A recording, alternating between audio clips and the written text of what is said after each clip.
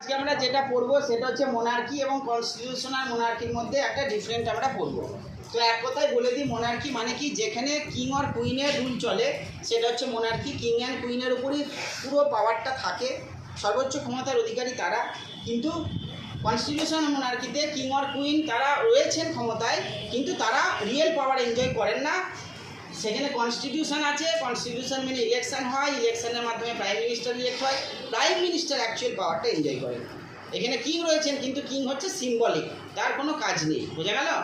দেখো মোনার্কির ক্ষেত্রে কি পড়ছি, আর কিং আর queen is the supreme political authority. মোনার্কিতে সুপ্রিম পলিটিক্যাল অথরিটি কে? কিং আর কুইন। আর এইখানে কি কিং আর কুইন হয়ে গেলেন সিম্বলিক, মানে নামমাত্র শাসকে পরিণত হলেন। বোঝা গেল? সেকেন্ড পয়েন্ট কি, এটা হেরিডিটারি রুল। হেরিডিটারি রুল মোনার্কির ক্ষেত্রে কি ব্যাপারটা, one generation to another generation একই ফ্যামিলির মেম্বাররা রুলার হবে, সেটাকে বলা হয় হেরিডিটারি রুল। সেটা মোনার্কিতে দেখা যায়, কিন্তু এইখানে কনস্টিটিউশনাল মোনার্কিতে কিন্তু সেটা দেখা যায় না, কারণ এখানে ইলেক্ট হতে হয়।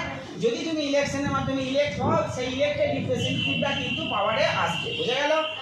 থার্ড পয়েন্টে কি আছে, পিপিল এনজয় রাইটস। মোনার্কিতে পিপিলের রাইট আছে লিমিটেড, কিন্তু সেটা রুলারের উইশের উপর নির্ভর করছে, যিনি শাসক তার ইচ্ছার উপর নির্ভর করছে।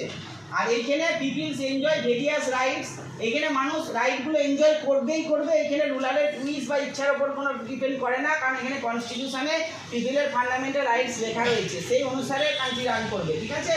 People enjoy various rights according to the rule of law. এই যে আইনের শাসন চলবে, হ্যাঁ, as prescribed in the constitution, যেটা কনস্টিটিউশনে যেই রুলসগুলোর কথা বলা আছে। তারপরের point, people may and may not be free to criticise and protest. এখানে মানুষেরা, হ্যাঁ, মানে যিনি পাওয়ারে রয়েছেন, যিনি রুলার, কিং অর কুইনকে ক্রিটিসাইজ করতে পারে না, সমালোচনা করতে পারে না, এবং তার এগেনস্টে কোনো প্রোটেস্ট করতে পারে না, মুভমেন্ট করতে পারে না। কিং তাদেরকে একদম মানে হত্যা করে ফেলবে, এরকম ব্যাপার।